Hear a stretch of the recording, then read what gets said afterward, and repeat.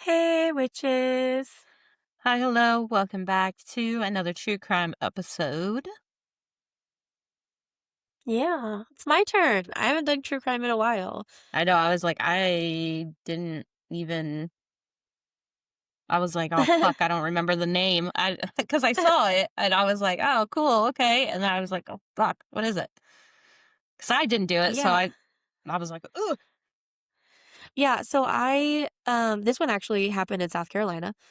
oh, Um, but last night I was talking to Brittany and I was like, I have no idea. yo, I actually just got done talking about this the other day with somebody. Really?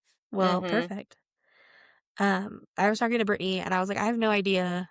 So help me pick out a true crime case. And she had two, and I don't remember what the other one was, but this one was one that she had recently heard about and thought was really interesting. Um, and so this is the one that I chose. So this is the fake Uber murder, which is the tale of Samantha Lee Josephson. Um, I always like to start true crimes by talking a little bit about the victim because that's the important person here, not the fucker that did the bad things. So the victim was Samantha Lee Josephson. She was born in Princeton, New Jersey, and grew up in Robbinsville, New Jersey. And that's actually where she graduated from Robbinsville High School in New Jersey. She then went on to college and attended the University of South Carolina and majored in political science. She was a senior in college at the time of her death and planned on graduating in 2019, where she then planned to go to Drexel University School of Law. And she actually had already earned a full scholarship to Drexel University. She wanted to practice international law. Um, she was a member of the Alpha Gamma Delta sorority, and she did two study abroads where she studied in Barcelona and Paris while she was at South Carolina University. Um, and then after her death in May 2019, she was posthumously awarded her political science degree. Um, and her mother was the one that accepted that degree. There was a quote from the it was a radio show that had a quote from friends of Samantha Josephson. Um, and the quote was, "There will never be another soul like Sammy Josephson. She had a personality and a presence that lit up a room every time she entered, and everyone was happier." So now we're gonna get into the murder. Um, she was in the Five Points district in downtown Columbia. Um, at Bird Dog Bar on March 29th.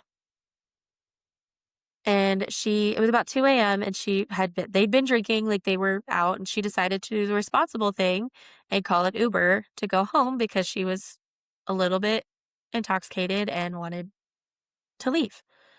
Um, According to surveillance footage at the Bird Dog Bar at 2:09, a black Chevy Impala pulled up beside her and she talked to the driver and got in the vehicle, presumably believing it was her Uber.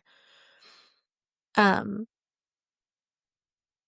Allegedly, well, so according to authorities, the next day when they caught up to the man, the child locks were on the doors, so she could not have gotten out of the vehicle on her own, um, especially in an altered state of mind.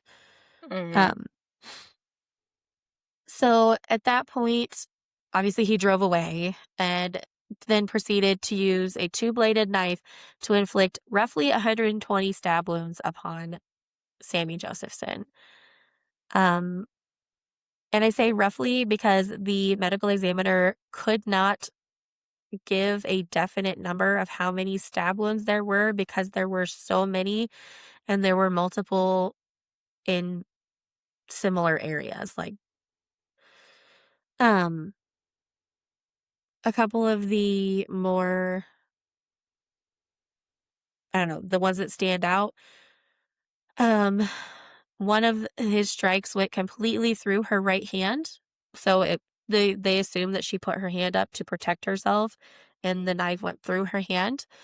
And then he also stabbed her with enough force in her head that the knife went through her skull and into her brain. Her carotid was cut by one of the stab wounds. Um, and many of them were very close together, likely resulting from like repeated rapid stab wounds. Um, Her hyoid bone was severed, and she had stab wounds to her face, neck, shoulder, torso, back, lung, leg, and feet. She bled so much from these stab wounds that she probably died within 10 to 12 minutes.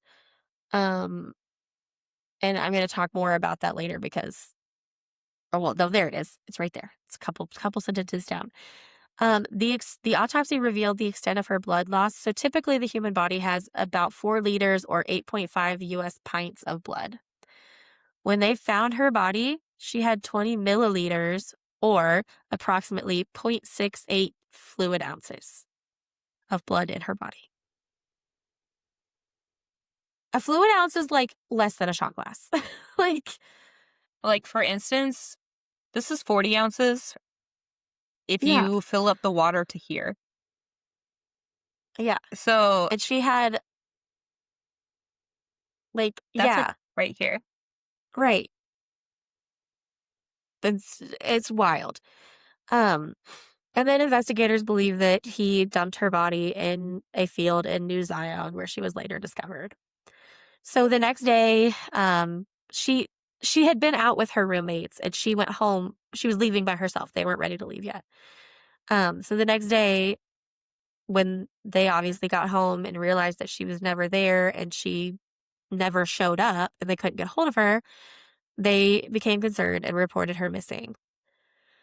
Um, 14 hours after the kidnapping, so 14 hours after 2 a.m., her body was found in a field outside the town of New Zion in Clarendon County by turkey hunters. Yeah, because it was, I think, wasn't it chillier? Yeah, I feel like I remember the pictures of her, it was March, so yeah, it would have been a little, well, yeah, well, they're upstate too, so it could have been a little, cooler. She had, yeah, I remember she had, on a tank top and she was, carrying a black jacket and everything. yeah. She had on like long pants, and I saw that photo. Because that is the photo. It's a still taken from the surveillance footage. Mhm. Um,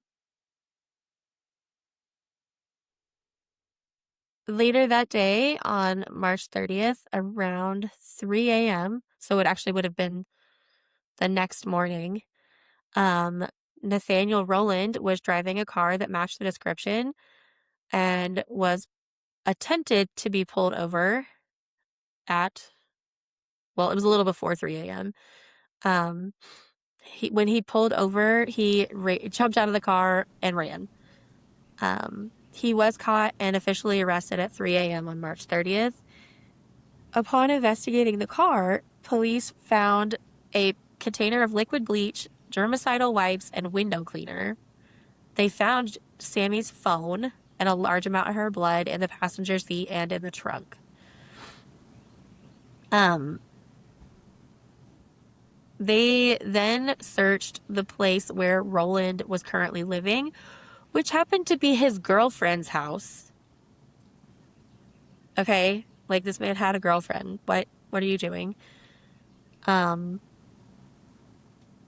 and they uncovered cleaning supplies, the knife that was used to stab her, a sock with her blood on it, and a bandana with her blood on it. Um, After booking him in, they found her DNA under his finger, or they found his DNA under her fingernails. Um, Good. yeah. Bitch. Um, and while searching the vehicle for fingerprint or other evidence, they found a bare footprint on the rear driver's side window of the car, which they were able to match to her footprint. And then they also found her fingerprints on many other items in his possession. I There never is really a motive given for this crime, and I'm just so bamboozled because, like, to my knowledge, from what I found, there wasn't like a rape or anything like that. So like he didn't gain anything from, like, she didn't have a lot of money on her. There was no, the motive is just sketchy to me. Um, Especially considering that a few months earlier, he was caught selling, like pawning items that had been stolen from another woman who had been carjacked and like forced at gunpoint to take these people to an ATM and then to her residence where they took her like PlayStation and stuff like that. So like in the past when he did something like this, there was a financial gain. He did it for a purpose, but this time that didn't happen. And there was also no known connection between this guy and Sammy. I wonder, you know how like in Eyes Are the Best Part when G1 just went downtown looking for That's drunk true. people? It was the same. I feel like it was probably pretty similar. Like it's easy to get like you fake an Uber driver, you're going Yeah. to wherever. I wonder Well, it if was then. It's not as easy now. We're gonna talk about that in a little yeah. bit. Well, and that's partially why they have oh wait, you're gonna talk about it, never mind. Yes. Um, but I wonder too if it has something to do with that. And maybe if he did in fact take her home, he was able to get he would have been able to go inside and get shit from like wherever she lived. But I wonder Yeah, if like she start because we weren't there, we don't know. that's So like true. what if she like wasn't as drunk Mhm. and she realized he wasn't going the right way and like there's no Started like to maybe fight she back or started something.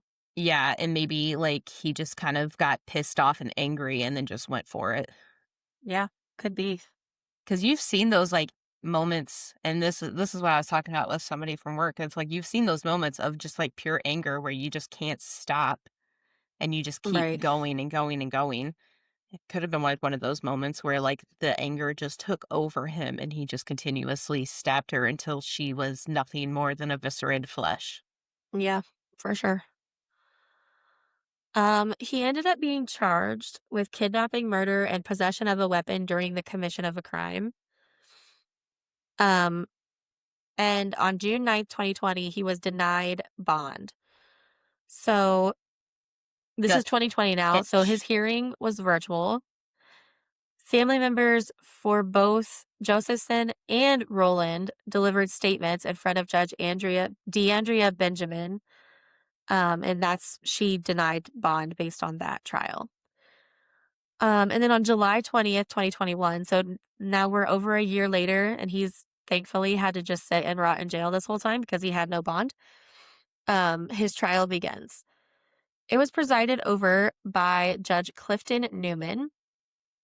And during the trial, prosecutors called 31 witnesses, including the turkey hunter who found Sammy's body, a cell phone store owner who testified that Roland tried to sell Sammy's phone to him the day after she went missing, Roland's former girlfriend, former go girl, poor thing, also a victim in this whole thing, and then numerous state law enforcement division investigators and other experts.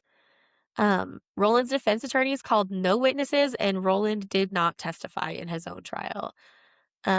On July 27th, after just over an hour of deliberation, the jury found Roland guilty of kidnapping and murdering Josephson and of possessing a weapon during a violent crime.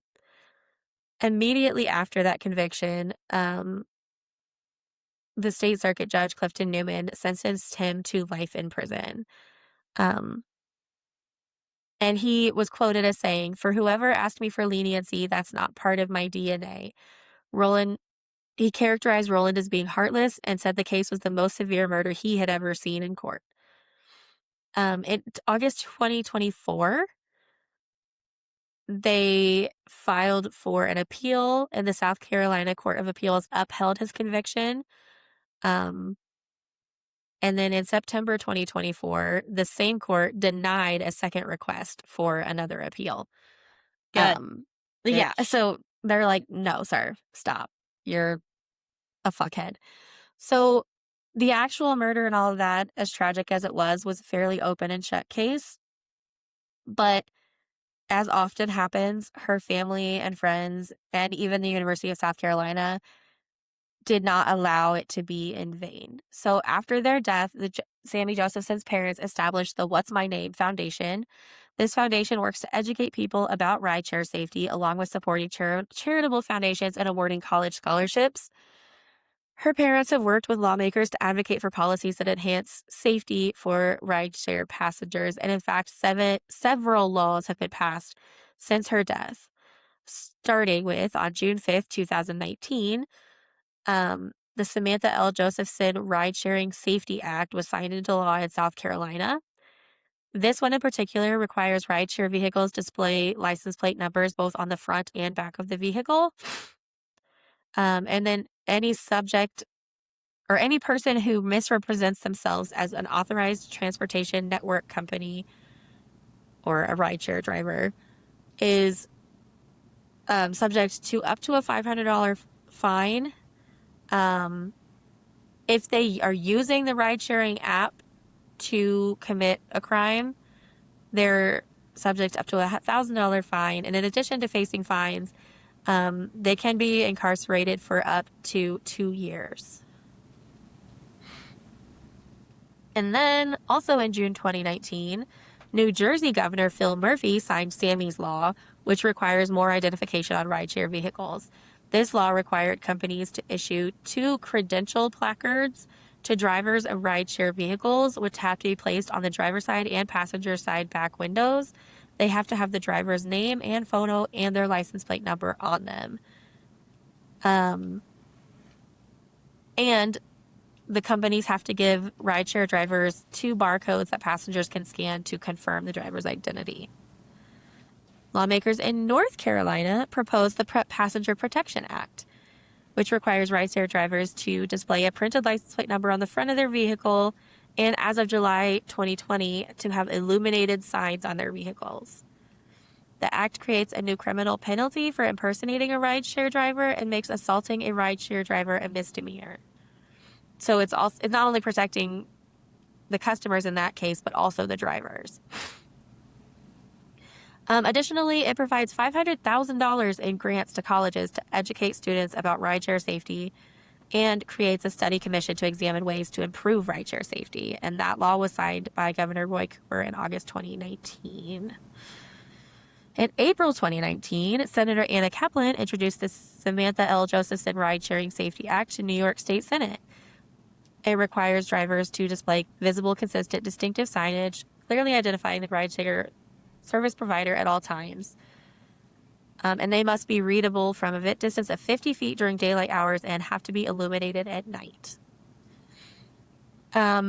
Josephson's parents didn't feel like that was enough, however, so they started working with lawmakers in the United States Congress to craft a federal law to enhance rideshare safety. This bill, which is titled Sammy's Law, was introduced on June 13th, 2019. It requires rideshare vehicles to have front license plates and illuminated windshield signs along with scannable or quick response codes on the sides. States that do not comply with this federal law would be penalized by losing 1% of federal highway funding. The law would also establish a 15-member advisory council called Sammy's Council, which would be made a federal agency of public stakeholders, and the council would report to the Secretary of Transportation to advance safety standards in the rideshare industry. Another part of the bill regulates the sale of official rideshare signage. So you know how you can go on Amazon and buy like a service dog jacket for your Best. dog? You can't do that with an Uber sign. You can't go on Amazon and buy an Uber neon light for your car. or if you can, you should report it because it's illegal. Um, and it requires a government accountability office to report on incidents of assault and abuse of passengers and drivers, and they have to examine the nature and specifics of background checks that are conducted by companies such as Uber, Lyft, those types of companies, and the state standards of background checks. The federal Sammy's law was referred to several subcommittees, and in July 2020, the U.S. House of Representatives unanimously approved it. Um, it was sent to President Biden's desk on December 28th, 2022, and it was signed into law on January 5th, 2023. Her death also prompted the University of South Carolina to launch a campaign with the same name as her parents' foundation called What's My Name to help students stay safe while using rideshare services. So, all kinds of um, laws and other safety practices were put into place by her family, friends, and university after her death to make sure that what happened to Sammy never happens to anyone else ever again. Hopefully. I just found one on Amazon. Oh, well, fuck. Report it. It literally has Lyft and Uber all in one, but it's like covering the thing so you can't really see it. uh, And I was yeah. like, I see it. And then the reviews are also saying this is good for Uber drivers. And I was like, oh,